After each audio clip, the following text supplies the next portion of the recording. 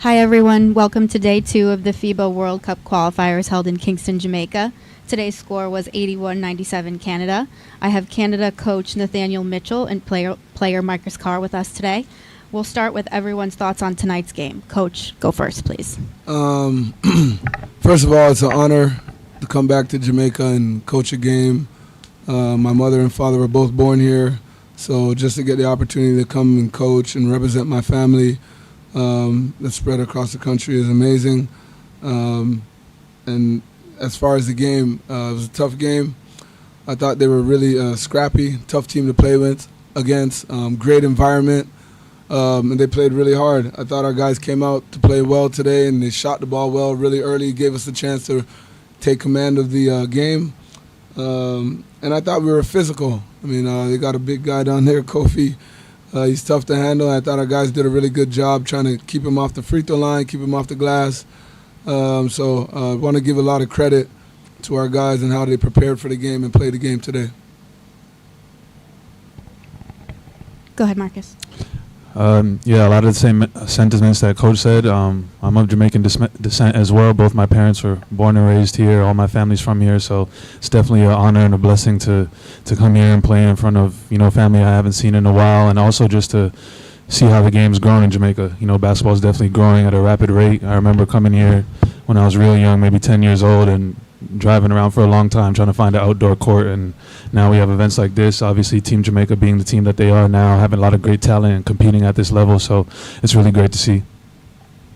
Questions from the audience? Thank you, guys.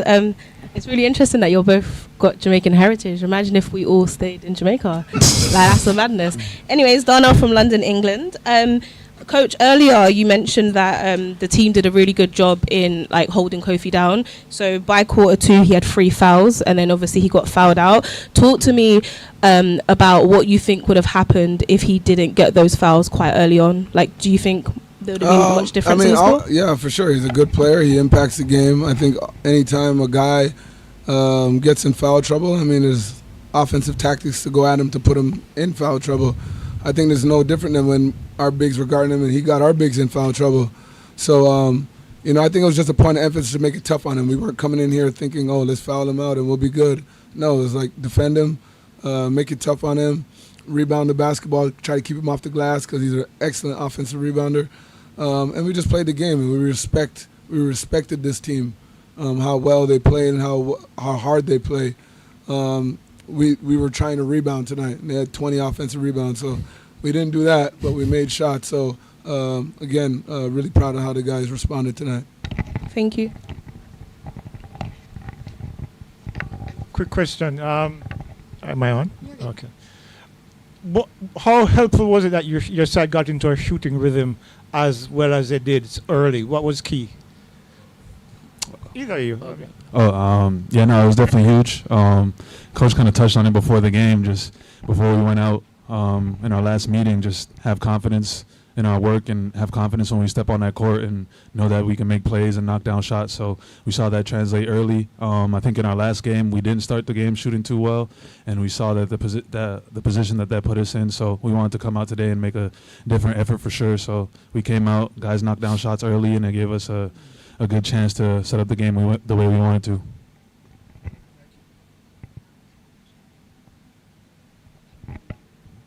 Hi, Coach. You've obviously been part of a lot of great atmospheres, played against some great teams.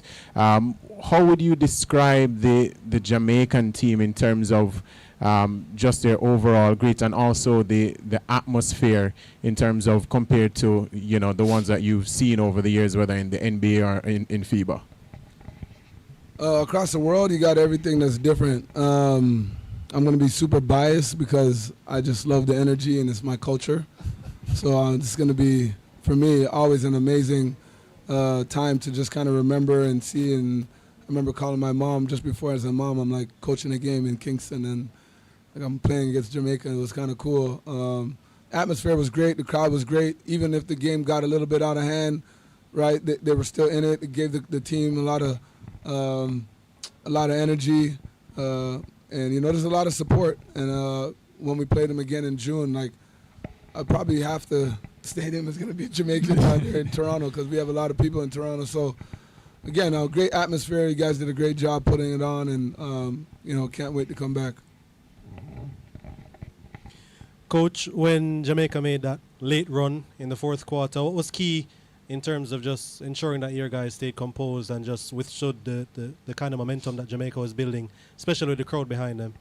Yeah, I have a lot of trust in my players. I have a lot of trust. I didn't really call a timeout. I was trying to feel it out just in case we needed one. I knew we can execute offensively. They didn't make a run. We didn't get a couple of rebounds, and we turned it over a bit tonight. Last game we played an overtime game and only had 8. Tonight 18. Yeah, 18. So it's a lot for us.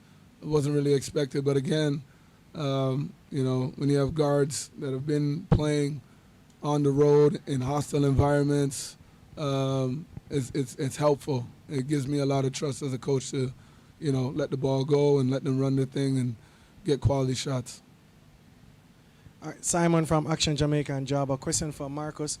In the mixed zone, you spoke about coming here and not being able to find courts to play. What do you think about the atmosphere here now and the rise of basketball in Jamaica itself? It's definitely great to see. Like Coach said, the environment is very exciting because it's my culture and the music that's playing, the crowd's getting amped. I'm finding myself in the timeout dancing a little bit, having to stay locked in. So it's definitely a great atmosphere. As a player, these are the kind of games you want to play in. Obviously, it helps to come out with a win, but you kind of live for the moments like this. And growing up, you wish to play in games like this. And the fact that I get to play in a game like this in Jamaica is definitely huge. I don't take it for granted. I had a lot of family here supporting. One of my aunts was literally FaceTiming my dad to watch the game, even though I know he was watching on his TV. Like, that's just how much it means to my family and to me as well. All set. Thank you, guys. Anybody have the ding dong recording? Yeah. Missed the halftime show, fam.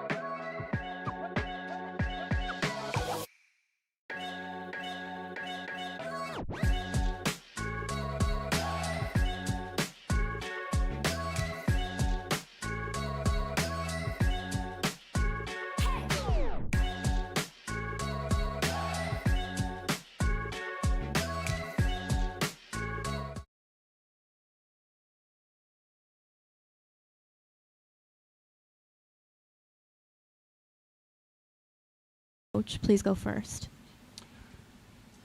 Oh boy, we played such a good team. We had a ton of respect for them coming in, and knew that it was going to be a really heavy lift for us to come out with a victory. But you know, we talked before the game about fighting and leaving it all out there, and I think our effort was a little inconsistent throughout the 40 minutes. But and when you play a great team like that, they make you pay for those inconsistencies. So you basically, you know, to use a cliche, you tip your cap to a great team, and we get better from this. These are the experiences for us that are going to make us better. This is exactly where we wanted to be. We wanted to play against the best. And in short order, we're going to beat the best. Tyron, go ahead. A little disappointed, you know, because we need one win. A little disappointed, you know, because losing at home with the support we have gotten with the crowd. It's a proud moment, but, you know, basketball is developing. And, yeah, disappointing for sure. Questions from the audience? Hi, Taz from KMG. This is a question for Coach. Do you think that the energy tonight and the pressure got to the players compared to when they're playing away? Compared to when we play away? Yeah, compared to when you play away. No, I don't. I mean, I think to think anything beyond the fact that we just played a great team really is a disservice to them. There is an aspect of when you're playing on the road that you're able to just kind of be together the entire time, and you kind of have this bunker mentality when you're on the road, and that's cool. But our crowd was awesome. I mean, the times that we did kind of go on little spurts and have a great play, or this guy came up with a great, you know, put back dunk or whatever it was. I mean, that crowd was awesome. It was everything we dreamed about. So no, I would never trade an away game for a home game. But I understand the question. I think it has more to do with our opponent.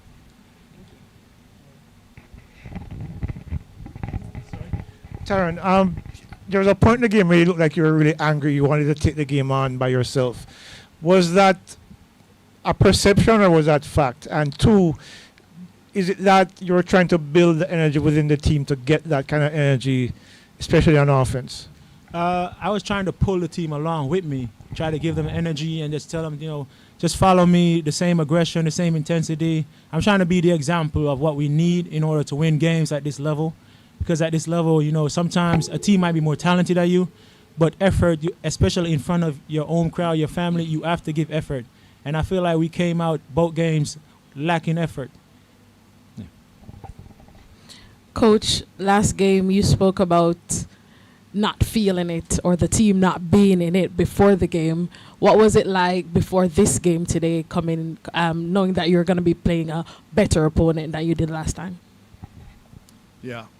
Well, first of all, I wouldn't qualify Canada as better than Bahamas. They're both great teams.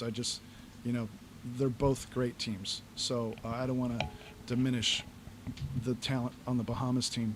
But I thought we had a great practice. We were super disappointed after that game, and we had a really good practice yesterday. And I think kind of as a staff and an organization as a whole, we kind of tightened things up a little bit from the chaos of the first night and our first game, and just all the unexpected things that come along with that. So I think we were really focused. I think we were in a great headspace. I didn't feel the same as I mentioned to you on Thursday. I felt really confident in our group going into the game. We got off to another slow start again. And again, just kind of, we played good in spurts. Thank you. Hey, it's me again. Yes. Donna from London. Yeah. question, Coach, to you. Earlier, the other game you mentioned about Jamaica wasn't playing like us, wasn't playing together essentially. Can you talk to me about the difference of their mentality then versus now, but then also the impact of Kofi getting 3 fouls, quarter 2, and then being fouled out also? Well, I'll start with Kofi first. You know, it's difficult, and guys like him that are big guys, they've dealt with games like this their entire life. Sometimes they just don't get a friendly whistle, and that was what he dealt with tonight, and what's not the first time that he's dealt with that. I think that you know, he got a little distracted maybe by some of that, but you know, we'll work on that. Again, that was not the first time. And remind me again of your first question. Sorry, thank you. My first question is about on the previous game. You said that essentially Jamaica wasn't playing like themselves. Yeah. How were they playing today? I thought we were more like ourselves. I still don't think that we brought the energy for 40 minutes. We brought the energy in spurts, and we created. And I'll give the credit to Coach Shaney, Ross Shaney. We created what we dubbed as a hit squad. And it was Joel Bailey and Marcus McDonald and Jordan Kellier and Giovanni and Laddie. And their job was to just create chaos and press the tempo, create some turnovers. And I thought they did exactly that. And for something that we just created yesterday, kind of out of thin air, and didn't get a lot of chance to work on it. We mostly just talked about it. I thought it was awesome, and I thought if I was a fan in the stands, those 5 guys would be my favorite players. So that part of it was cool. We just didn't have a consistent energy and effort for 40 minutes. And again, Canada took that away from us. So, yeah. Coach Jordan Ford, CVM Sports. You mentioned Kofi not getting the friendly whistle tonight. So that, you know, that was from the first game a major difference. But how much of an impact was it not having the offensive output from Chase tonight than he did a couple of nights ago? And I mean, how much does now the result from the Bahamas game hurt even more, given that, you know, it was so close, we could have won that game, and then we get beaten again here? The hurt from the Bahamas game cannot possibly get more. It hurts as much as it, like if you have hurt from 1 to 100, we were at 100, and it's at 100 still. So that's not ever going to change, and there's nothing we can do about it. So we move on from it. We can look back and say wouldas and couldas, but now we got a chance to go to Bahamas and turn the tables on them. Chase is incredible. I mean, his effort is never in question. Some guys have off shooting nights, and sometimes off shooting nights are created by great defense. And Canada really got after us defensively, and you know, we don't have the experience that they have together. That team has played together a lot. They're the 5th ranked team in the world for a reason. And, you know, we're just, you know, that plant just now sprouting out of the ground. That's where we are. We're not even close to blooming as a team. So yeah, Chase was great. His effort level was great. Maybe didn't shoot it as well as he did the other night, but that's basketball. Yeah, Coach, you mentioned the hit squad. I know that you tried a lot of different rotations, but it seemed like when we went small, it really caused a lot of problems. I know that we've been big focused with Kofi and Kenton and so forth, but is that something that you will consider doing going forward, knowing the success that you had with the limited preparation that you had? Well, I think it was a conversation that I had with Coach Russ Thursday night as I was throwing myself a pity party in my hotel room about losing that game. That was just, like I said, a crushing game. And I told him that I thought that I wasn't being me from a coaching standpoint. And when I say that, I think my coaching personality is one that I want to play a really up-tempo, full-court pressing and trapping and getting after. And I was a little afraid of the FIBA of the talent of the FIBA players, that maybe we couldn't get away with that. I think, you know, and we'll go back and we'll look at the tape and whatnot, but I think I'd rather lose playing a way that I'm comfortable with and I think is fun to play and fun for fans to watch, than lose playing in a way that I'm not comfortable with and is not fun to watch. Hi, Coach. I'm over here. What's going to be key to motivating the players going into your July window? Nothing. I mean, gosh, if they're not motivated, we have a chance to go to the World Cup. We're a game away from going to the next round of qualifying. We have a chance to play in the 2027 World Cup. Could anyone say that before here? No. We have a chance to play in the 28 Olympics. If you're not motivated by that, what are you doing? We're going to be motivated. Our guys are motivated. I said, let's feel bad for ourselves tonight. And then tomorrow, let's start working toward July.